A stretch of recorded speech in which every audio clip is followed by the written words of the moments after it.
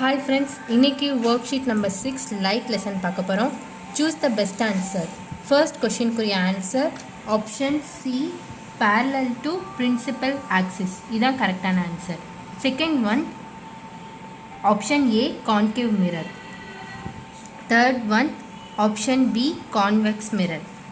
Fourth one option D convex mirror. Again convex mirror தான்.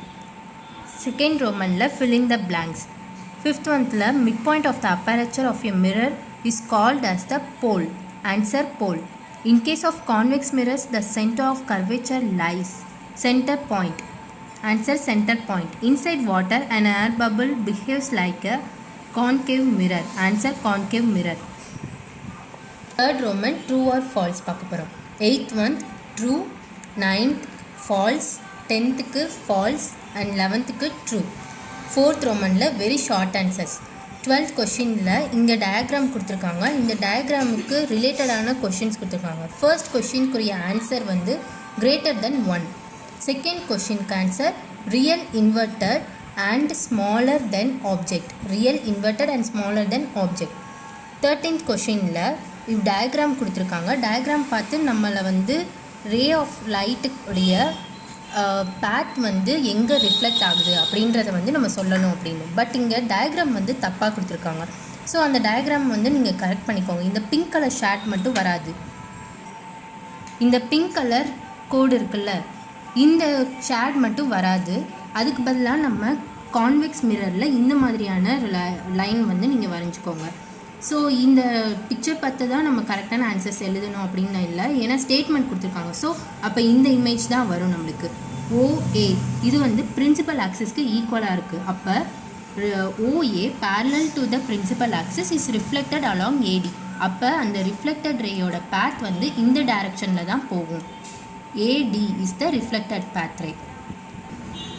14th கொஷினில் நம்மளுக்கு concave மிரரோடைய ரே diagram கொடுத்துருக்காங்க. ஸோ இங்கே எந்த ஆப்ஜெக்ட் வந்து இன்ஃபினிட் டிஸ்டன்ஸில் இருக்கும் அப்படின்னு சொல்லி கேட்டிருக்காங்க. இன்ஃபினிட் டிஸ்டன்ஸ்னால் எந்த பேத்தில் வேணும்னாலும் நம்மளுக்கு ரேஸ் வந்து ரிஃப்ளெக்ட் ஆகலாம். ஸோ அப்போ அந்த ஆப்ஜெக்ட் ரியல் இமேஜாக இருந்தால் மட்டும்தான் இந்த ஒரு டயக்ராம் வந்து கம்ப்ளீட் ஆகும். ஸோ இதை நீங்கள் கம்ப்ளீட் பண்ணிக்கோங்க. ரேஸ் வந்து அந்த ஆப்ஜெக்டோட ரேஸ் இப்படி தான் விழுகுது. அண்ட் தென் அந்த இன்சிடெண்ட் ஆகிற ரேஸ் ரிஃப்ளெக்ட் ஆகுறது ஃபோக்கஸ் லைனில் இந்த மாதிரி டைரக்ஷனில் போகும். 15th question, the size of the object is 3 cm and its magnification is -2. Calculate the height of the image. இப்போ இமேஜோடைய ஹைட்டை வந்து நம்ம கேல்குலேட் பண்ண போகிறோம். அது மட்டும் தான் தெரியாது. இதுக்குரிய ஃபார்முலா வந்து m is equal to h'/h. நம்மளுக்கு மேக்னிஃபிகேஷனோட வேல்யூ தெரியும் -2 and is equal to h'/3. 3 வந்து இந்த ஆப்ஜெக்டுடைய ஹைட்டு. ஸோ இப்போ இதை ரெண்டுத்தையுமே நம்ம இது மல்டிப்ளை பண்ணோம் அப்படின்னா h' is equal to -6 cm. ஹைட்டுன்றனால நம்ம சென்டிமீட்டர் யூனிட்டாக வச்சுருக்கோம். 5th ரோமனில் ஷார்ட் ஆன்சர்ஸ். 16th கொஷினுக்குரிய ஆன்சர் என்ன அப்படின்னா 16th கொஷினில் நம்ம ஃபர்ஸ்ட் மீனிங் பார்த்துடலாம். இப்போ கான்கேவ் மிரரில் ரியல் இமேஜோட ஹைட் வந்து நெகட்டிவாக இருக்கிறத நம்ம இன்டர்பிரேட் பண்ணணும். ஸோ ஃபர்ஸ்ட் பாயிண்ட் நான் என்ன எழுதியிருக்கேன்னா real image formed when the object is away from the focus F. இந்த டயக்ராம் பார்த்தீங்கன்னா உங்களுக்கு நல்லா தெரியும். ஃபோக்கஸ் எஃப் அப்படின்றது ஃபோக்கஸ். ஸோ எஃப்க்கு ஆப்ஜெக்ட் வந்து தாண்டி இருந்துச்சு அப்படின்னா அந்த ரியல் இமேஜ் வந்து நெகட்டிவில் தான் வந்து இருக்கும். ஸோ இப்போ கான்கேவ் மிரரில் எஃப்ஐ வந்து தாண்டி போச்சுன்னா அது வந்து ரியல் இமேஜ். அண்ட் எஃப்க்குள்ளே வந்து எஃப்க்கும் போல்க்கும் உள்ளே வந்துச்சுன்னா, அதாவது பாசிட்டிவ் வேஸில் வந்துச்சு அப்படின்னா அது ரிச்சுவல் இமேஜ். அதுதான் செகண்ட் பாயிண்டில் நான் எழுதியிருக்கேன். Virtual image formed when the object is between the F and pole P. So இப்போ கன்க்ளூட் பண்ணுறது என்ன அப்படின்னா நம்ம ரியல் இமேஜ் வந்து perpendicular to principal axis. F அப்படின்றது தான் principal axis. So it is perpendicular to principal axis. 17th ஒன்த்தில் convex mirror கொடுத்துருக்காங்க. அதில் இன்சிடென்ட் ரே, இந்த இன்சிடென்ட் ரே மட்டும் நம்மளுக்கு கொடுத்துருக்காங்க டயக்ராமில். ஸோ இப்போ இதை கம்ப்ளீட் பண்ண போகிறோம். இன்சிடென்ட் ரே இங்கேருந்து வந்துச்சுன்னா ஆப்ஜெக்ட் கண்டிப்பாக இங்கே தான் இருக்கும். ஸோ ஆப்ஜெக்ட் நம்ம வந்து இங்கே இருக்குது அப்படின்னு சொல்லி ப்ளேஸ் பண்ணிக்கிறோம். O', O. அதுக்கடுத்து இன்சிடென்ட் ரேவும் இது பிரின்சிபல் ஆக்சிஸ் எஃப் அப்படின்றது இது ரெண்டுமே வந்து ஈக்குவலாக இருக்குது. ஸோ பேரலாக இருக்குது அப்படின்னா நம்மளுடைய இமேஜ் வந்து ரிஃப்ளெக்ட் ஆகிறது எப்படி இருக்குன்னா இந்த டைரெக்ஷனில் தான் ரிஃப்ளெக்ட் ஆகும். ஸோ ஏடி ப்ரீவியஸ் இமேஜ்லேயும் நம்ம பார்த்துருக்கோம். ஸோ இந்த ஸ்டேட்மெண்ட்டுக்குரிய இந்த இமேஜுக்குரிய ஸ்டேட்மெண்ட் என்ன அப்படின்னா when incident ray is equal to f is move away from f. இதோட ஸ்டேட்மெண்ட்டோட இந்த டயக்ராமை வந்து கம்ப்ளீட் பண்ணிக்கோங்க. 6th ரோமனில் ஆன்சரிங் டீட்டெயில் 18th கொஷினில் ஆப்ஷன் ஏ பார்க்க போகிறோம். இப்போ ஒரு ஆப்ஜெக்டை வந்து கான்கேவ் மிரரில் வச்சுருக்காங்க, முன்னாடி வச்சுருக்காங்க. ஸோ அப்போ அதோட ஃபோக்கல் லென்த் நம்மளுக்கு கொடுத்துட்டாங்க 15 சென்டிமீட்டர். அப்புறம் மேக்னிஃபைடும் கொடுத்துட்டாங்க, அது த்ரைஸ். இப்போ நம்ம எதை கண்டுபிடிக்கணும் அப்படின்னா டிஸ்டன்ஸ் வந்து அந்த இமேஜோட டிஸ்டன்ஸை கண்டுபிடிக்க போகிறோம். கான்கேவ் மிரரை பொறுத்த வரைக்கும் ஃபோக்கல் லென்த் அப்படின்றது மைனஸில் தான் இருக்கும், நெகட்டிவ் வேஸ். நம்ம முன்னாடியே இமேஜில் பார்த்துருப்போம். சந்தேகம் இருந்துச்சுன்னா உங்களுக்கு நீங்கள் வீடியோவை ஃபார்வர்ட் பண்ணி பார்த்துக்கோங்க. -15 சென்டிமீட்டர்னு போட்டுக்கலாம். மேக்னிஃபைடு இதில் +3ல் வரும். ஏன்னா ஃபோக்கல் லென்த் வந்து ஆப்போசிட்டில் இருந்தால் மேக்னிஃபைட் அதுக்கு ஆப்போசிட்டாக இருக்கும். ஸோ அப்போ பாசிட்டிவ். இப்போ டிஸ்டன்ஸ் வந்து நம்ம ஐடென்டிஃபை பண்ணணும். இதுக்குரிய formula m = f - v divided by f. மேக்னிஃபைடோட வேல்யூ சப்ஸ்டியூட் பண்ணிடலாம் அண்ட் எஃபோட வேல்யூ நம்ம சப்ஸ்டியூட் பண்ணிடுவோம். -15 - v டிவைடட் பை -15. இதை நம்ம மல்டிப்ளை பண்ணுறோம். So 3 × -15 = -15 - v. இதை மல்டிப்ளை பண்ணோம் அப்படின்னா நம்மளுக்கு -45 ஆன்சர் வரும். இங்கே நம்ம மைனஸ் வந்து காமனாக வெளியே எடுத்து வச்சுருவோம். இப்போ 15 + v அப்படின்ற மாதிரி ஆயிடும். ஸோ இப்போ மைனஸ் கேன்சல் ஆயிரும். 45 = 15 + v அண்ட் வியை வந்து நம்ம தனியாக எடுத்து வச்சுட்டோம்னா நம்ம இதை மைனஸ் பண்ணிடுவோம். ஸோ லாஸ்ட்டில் நம்மளுக்கு டிஸ்டன்ஸோட வேல்யூ கிடச்சிடும் 30 சென்டிமீட்டர். இப்போது 18th கொஷினில் பிக்குரிய ஆன்சர் வந்து பார்க்க போகிறோம். இது கான்வெக்ஸ் மிரருக்குரிய டிஸ்டன்ஸை வந்து நம்ம ஐடென்டிஃபை பண்ண போகிறோம். ரேடியஸ் 20 சென்டிமீட்டர் நம்மளுக்கு ரேடியஸ் கொடுத்துருக்காங்க அண்ட் ஆப்ஜெக்ட் வந்து ஆப்ஜெக்டோட டிஸ்டன்ஸ் கொடுத்துருக்காங்க 30 சென்டிமீட்டர் அப்படின்றது. ஸோ இதில் வந்து நம்ம இந்த ஃபார்முலா யூஸ் பண்ண போகிறோம். 1/f = 1/v + 1/u. சரி, இப்போ எஃபோட வேல்யூ நம்மளுக்கு எப்படி வந்துச்சுன்னு நம்ம முதல்ல பார்த்துக்கலாம்.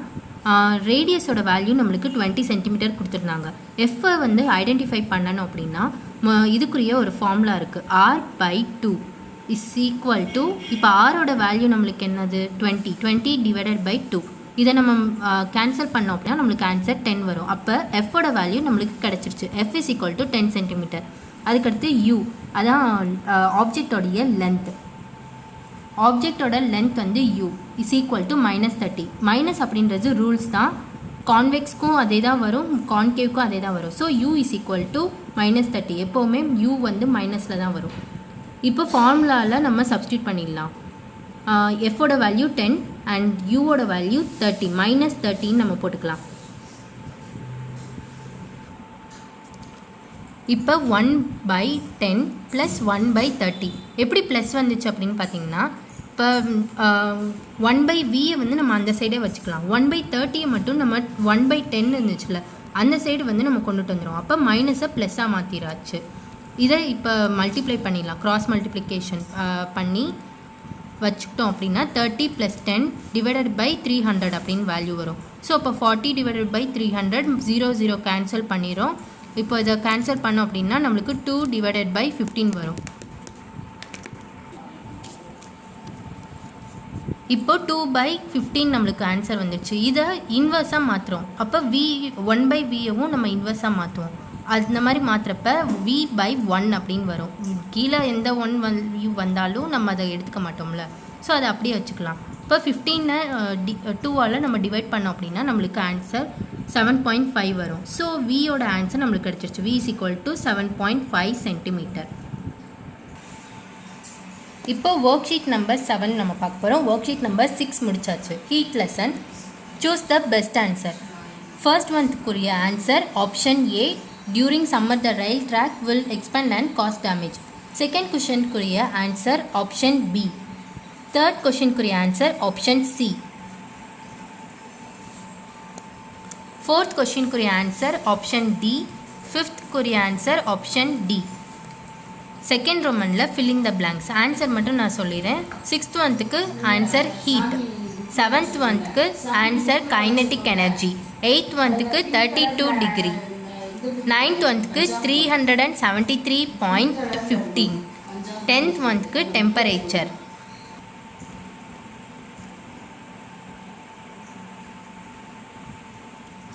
தேர்ட் ரோமனில் ட்ரூ ஆர் ஃபால்ஸ் பார்க்க போகிறோம்.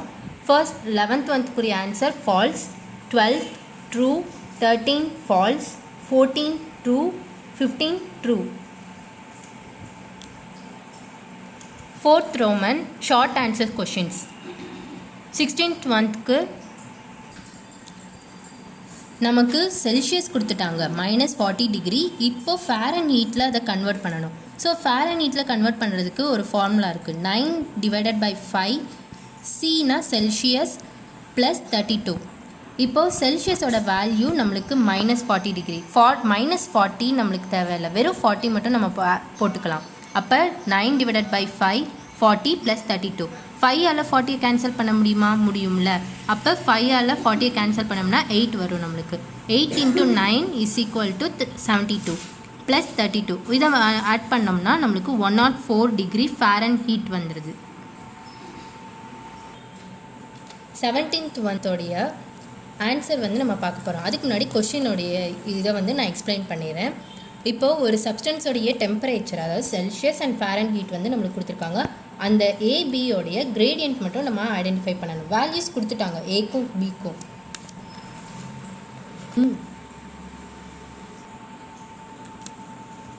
இப்போ ஏவோட வேல்யூ வந்து x1 y1 அப்படின்னு வச்சுக்கலாம். பியோட வேல்யூவை x2 y2. பிகாஸ் கிரேடியண்ட்டோட ஃபார்முலா அப்படி நம்ம வைக்க போகிறோம். ஸோ அந்த வேல்யூஸ் எல்லாத்தையுமே இந்த ஃபார்முலாவில் சப்ஸ்டியூட் பண்ணலாம். y2 - y1 / x2 - x1. இப்போ வேல்யூஸ் வந்து சப்ஸ்டியூட் பண்ணோம் அப்படின்னா நம்மளுக்கு ஆட் பண்ணதுக்கப்புறம் அதை டிவைட் பண்ணிப்போம். டிவைட் பண்ணதும் நம்மளுக்கு ஃபைனல் ஆன்சராக எது வருதோ அதை நம்ம வச்சுக்கலாம். 18th அசர்ஷன் அண்ட் ரீசனிங்ஸ் கொடுத்துருக்காங்க. இதுக்குரிய ஆன்சர் வந்து option A. Both assertion and reason are true. Reason is correct explanation. 19th கொஷினுக்குரிய ஆன்சர் வந்து நம்ம பார்க்க போகிறோம். ஃபர்ஸ்ட் ஏல வந்து ஏபிசிடி இந்த இமேஜில் வந்து கிராஃபில் வந்து கொடுத்துருக்காங்க.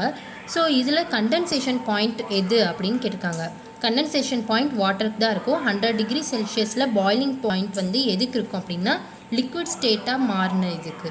இங்கே லிக்விட் ஸ்டேட்டாக மாறினது சி அப்படின்ற ஒரு நேம் தான். ஸோ இப்போ சி இந்த ஏபிசிடியில் C is the condensation point of the water. இந்த ஆன்சர் வந்து நீங்கள் எழுதிக்கோங்க. நெக்ஸ்ட் வந்து B. Chandan makes a circuit as below and brings a lighted candle near the gap. What will happen to the circuit? இப்போ சந்தன் candle பக்கத்தில் கொண்டுட்டு வந்தாச்சு. அப்போ ஹீட் வந்து டிரான்ஸ்மிட் ஆகும். Heat is transmitted through the metal and electricity is generated in the circuit. இதுதான் இதுக்குரிய answer.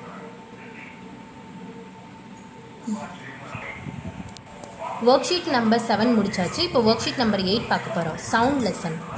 First Roman choose the best answer. First கொஷினுக்குரிய ஆன்சர் ஆப்ஷன் பி. செகண்ட் கொஷினுக்குரிய ஆன்சர் ஆப்ஷன் பி.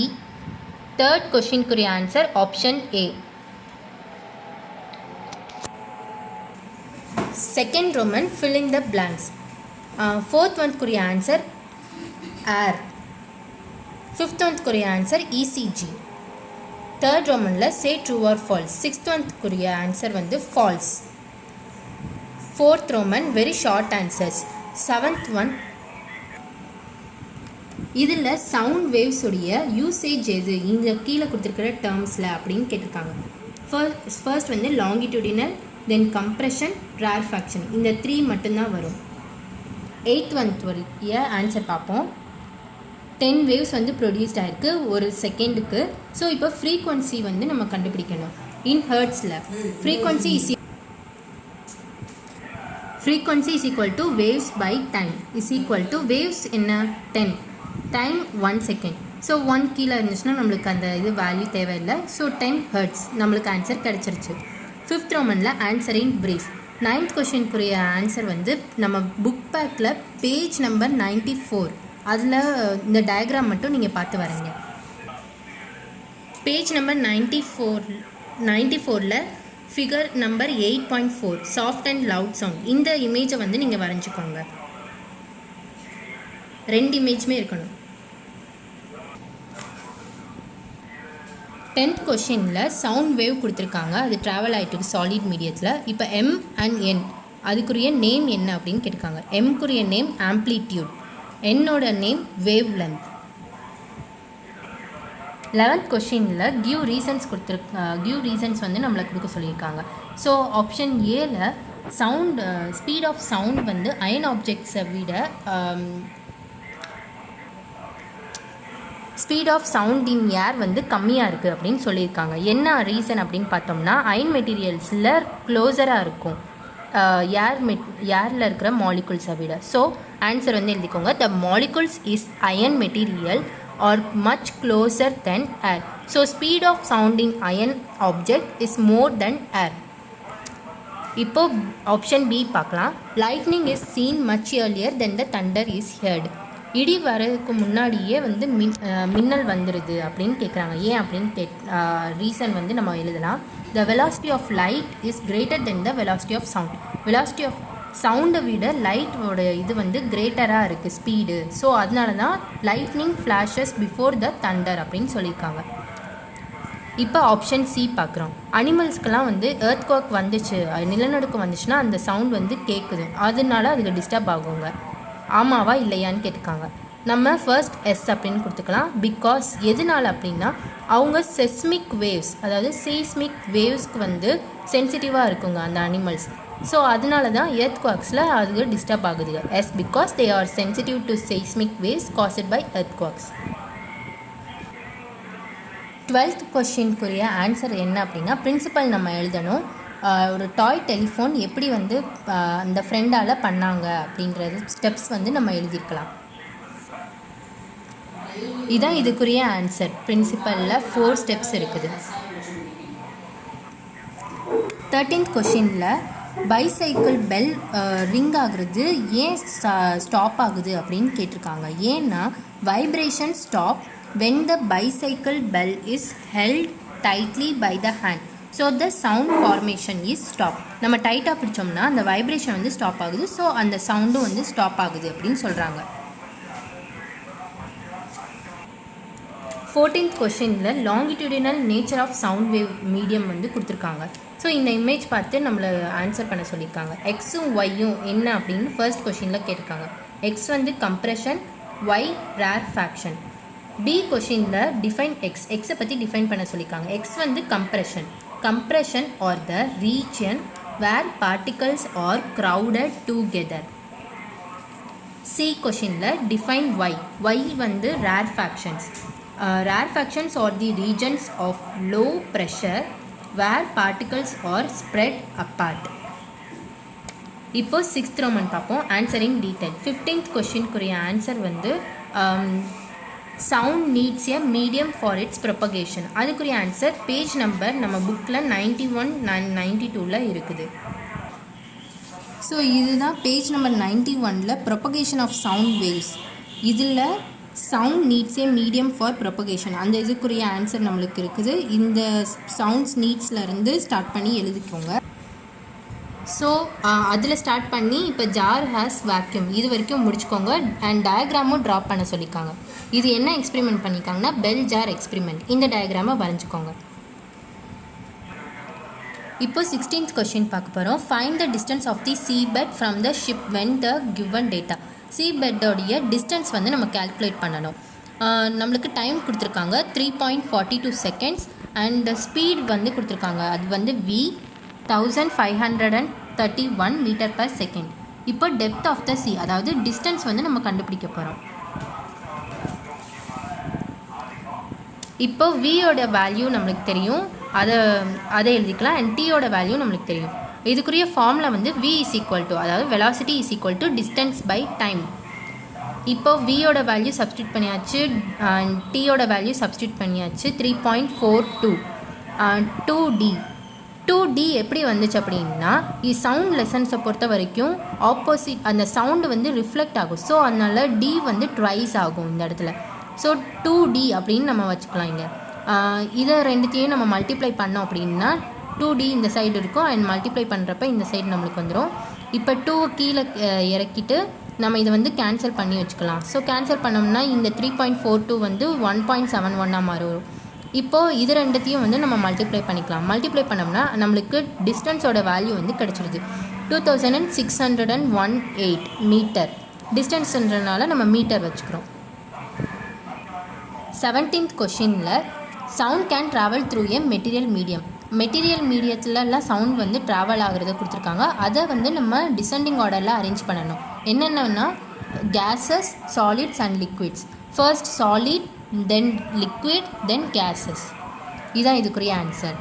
இப்போது பி பார்க்க போகிறோம். Calculate the frequency of a wave those time period is 0.02 seconds.